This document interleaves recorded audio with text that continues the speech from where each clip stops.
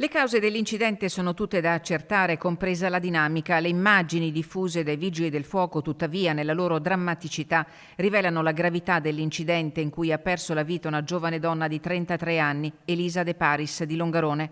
Per lei non c'è stato nulla da fare nonostante il tempestivo intervento dei sanitari del SUEM. Ferite di media gravità per una 46enne residente nel Pago, al volante della seconda vettura coinvolta nello scontro accaduto una mezz'ora prima circa della mezzanotte sulla 51 di Alemagna, all'altezza della Luvisotto Serramenti, a poche decine di metri dallo svincolo per Faè. Le due auto, una Ford Fiesta e una Dacia Duster, procedevano in direzione opposta e una delle due potrebbe aver invaso la corsia di marcia poco prima della curva. L'impatto è stato violentissimo.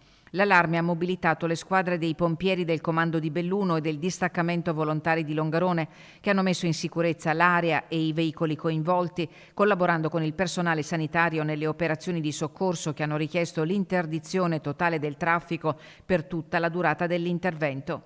Le operazioni si sono protratte fino alle prime ore della notte. Ai carabinieri il compito di ricostruire la dinamica alla luce dei rilievi di competenza.